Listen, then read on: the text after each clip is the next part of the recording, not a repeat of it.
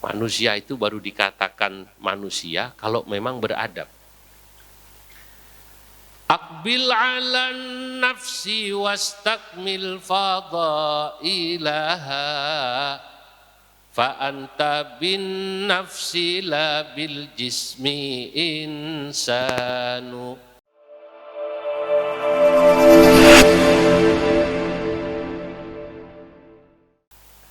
NU itu organisasi atau perkumpulan sekarang istilahnya adalah yang saya yakini membawa berkah bagi pengurusnya dan anggotanya pada satu sisi, tapi pada sisi lain kalau orang jadi pengurus NU niatnya tidak benar akan membawa madarat atau bahasa orang Jawa malati, bikin kualat.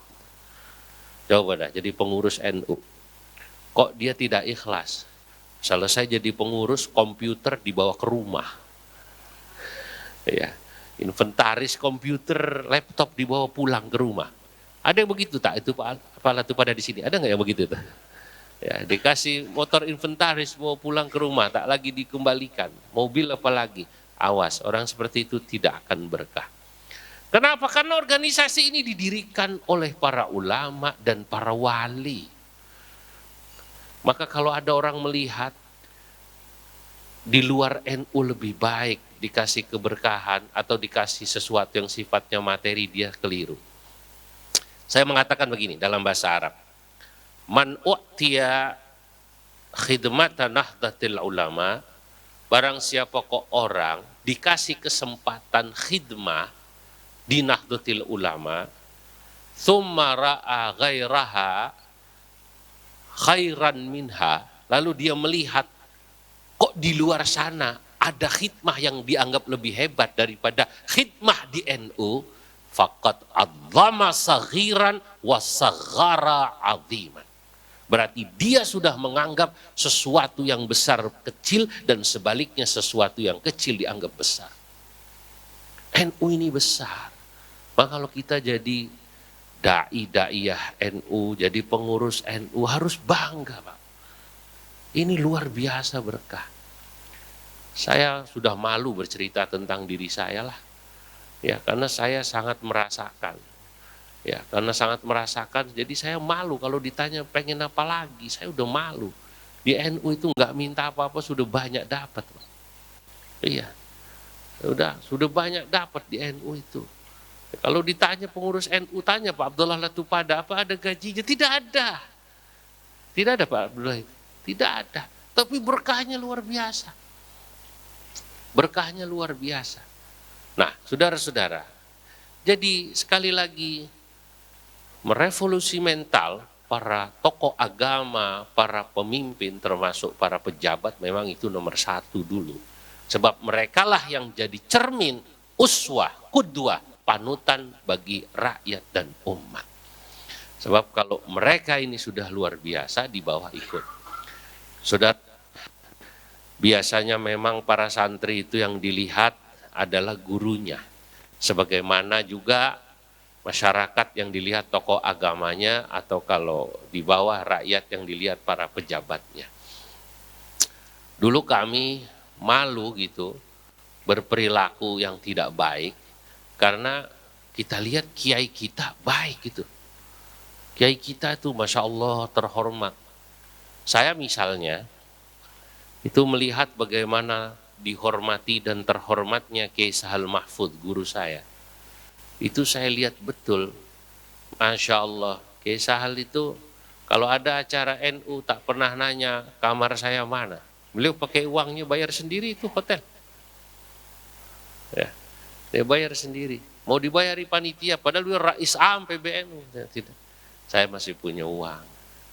Alhamdulillah, bayar sendiri Pak. Ya, bayar sendiri kalau udah acara NU. Ya, kalau acara kementerian itu lain, memang harus ada SPJ Pak ya. Ya, mau tidak mau dibayarin. Kalau acara NU itu kadang bayar sendiri. Nah itu, saya lihat sekali bagaimana Masya Allah beliau dihormati. Dulu saya ikut ngaji kitab ya. Nah, setiap Ramadan Kiai Sahal guru saya itu membaca kitab. Kitab besar, Jam'ul Jawami, Ashbah wan Nadhair, itu selama Ramadan hatam itu biasanya. Dan biasa dimulai jam 8 pagi, Prof. Selesai jam 11 siang, istirahat, lalu dimulai lagi jam 1, selesai biasanya asar. Itu hatam. Zaman itu, saya ngaji, saya ingat, ada seorang bupati, kapolres, atau dandim gitu ya, saya lupa. Pokoknya pejabat, tapi saya ingat kayaknya si kapolres sama dandim. Datang, waktu itu kan belum ada HP. Ya, dan memang kalau tradisi di Jawa, itu pejabat itu mau silaturahim tidak berani dia. Nanya dulu, Kiai ada apa enggak? Ya kau datang-datang aja baca Fatihah. Kalau nasibmu baik ya kau ketemu Kiai. Begitu, begitu datang dia. Datang rupanya Ramadan itu jam 9 pagi. Kiai kami sedang baca kitab kan. Di musola pesantren. Lalu santri nyatat di bawah. Itu saya lihat karena saya dekat di situ bersama putra guru saya Gus Razil. Nah ini saudara-saudara pejabat itu kemudian dipersilahkan oleh santri untuk masuk, nggak berani. Ikut duduk di emper santri gitu. Pejabat ini Kapolres dan duduk di emper. Nah, lalu bertanya mereka, Pak Kiai ini selesainya jam berapa biasa ngaji? Oh nanti jam 11 Pak. Oh jam 11. Jam baru jam 9 Pak. Jam 9. Oh. Oke. Apa perlu kami sampaikan Pak Kiai? Oh jangan, biar kami ikut ngaji katanya. Hebat Pak. Saya lihat sendiri. Bi ummi a'yunina. Kata orang Arab, bi ummi a'yunina. Dengan mata kepala saya sendiri. Tahu apa wibawanya ulama dulu. Ya, ibarat garam itu garam negeri betul. Sekarang kan tidak. Coba pejabat mau datang. Masya Allah. Sudah dibuatkan ini Pak. Apa namanya? Spanduk, backdrop. Selamat datang Pak Kapolda. Begitu ya. Yang datang ternyata diri Intel. Tak jadi datang pula dia gitu. Sudah disiapkan, kayaknya luar biasa sekarang itu. Nah saudara-saudara, kenapa bisa begitu? Ya karena tadi beliau jadi panutan. Ulama-ulama semacam inilah yang akan jadi panutan dikenal. Ya, karena manusia itu dan sebagaimana sebuah bangsa akan dihormati kalau memiliki adab. Saya mengatakan begini, kalau Anda bicara ulama, ulama itu adalah tokoh, termasuk dai itu, baru pantas dikatakan ulama kalau memiliki dua kompetensi. Pertama kompetensi keilmuan, yang kedua akhlak. Nah, kalau belum punya dua ini jangan dipanggil ulama lah gitu. Boleh jadi pintar agamanya, tapi tidak punya akhlak, ya, tidak punya adab yang kedua, tak layak dipanggil ulama. Karena manusia itu dihormati karena akhlak ini Pak. Al-Mawardi dalam kitabnya Adabud Dunya wad Din mengutip ungkapan seorang ulama penyair bernama Al-Busti. Begini katanya, manusia itu baru dikatakan manusia kalau memang beradab.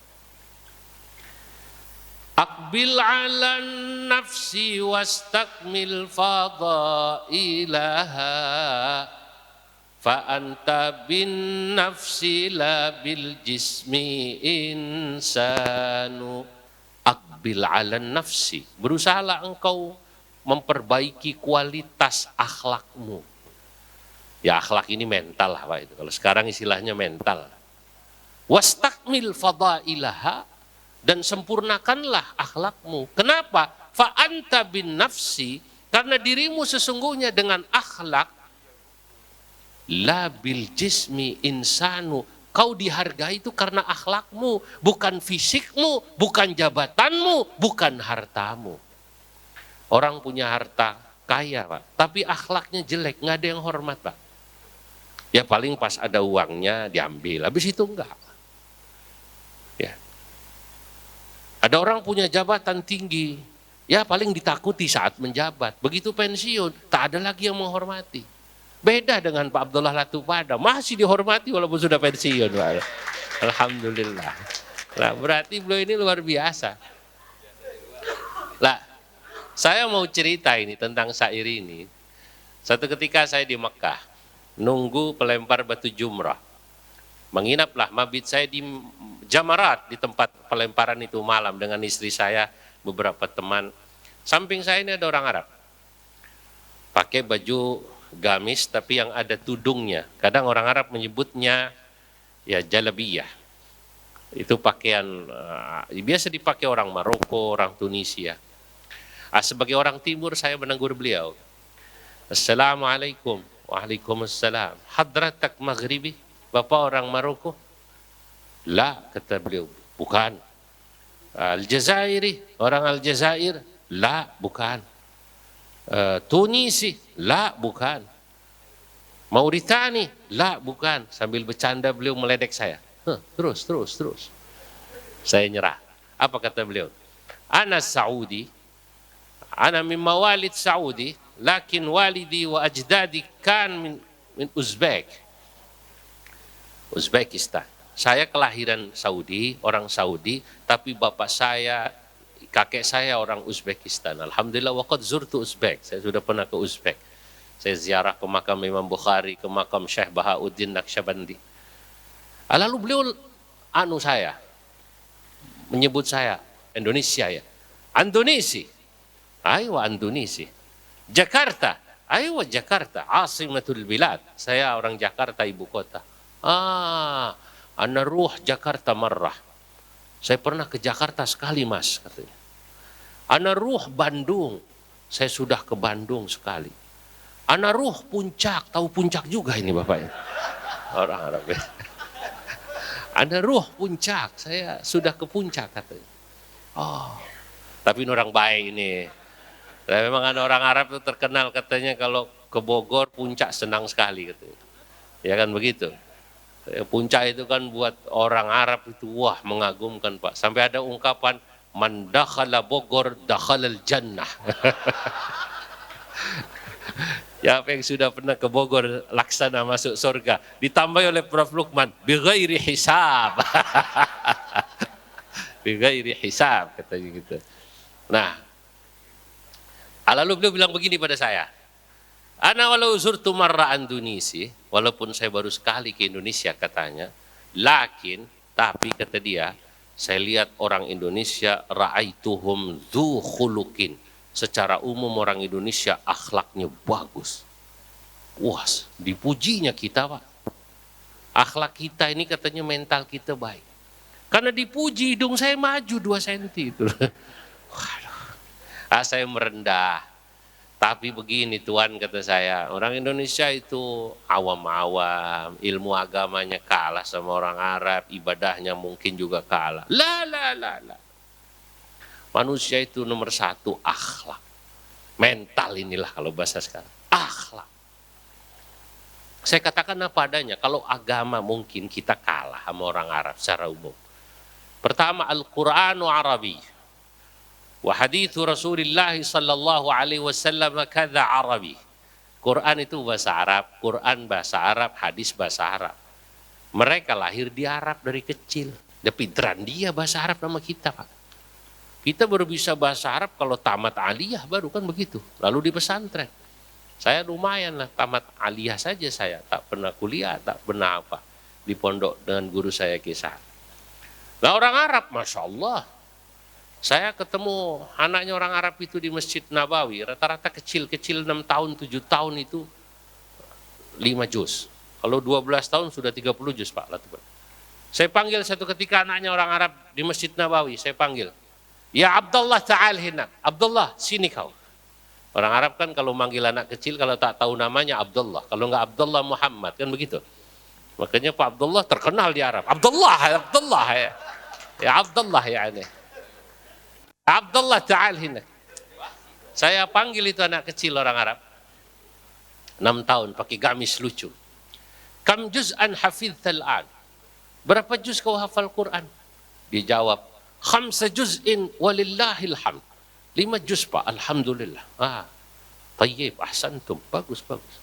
Dia manggut-manggut bilang, Indonesia. Bapak orang Indonesia? Ayo Indonesia. Ma'ruf minasyakl, ketahuan dari bentuknya Pak. Kurang ajar dia. Wallah kamu begitu Pak. Aduh dia bilang ma'ruf minasyakl, ketahuan dari bentuknya. Nah ini yang saya kagum Pak. Kalau orang Arab itu hafal Quran umur 12 tahun biasa. Yang saya kagum itu anaknya orang Arab, Masya Allah, kecil-kecil. Bahasa Arabnya fasih-fasih itu. Ya Allah.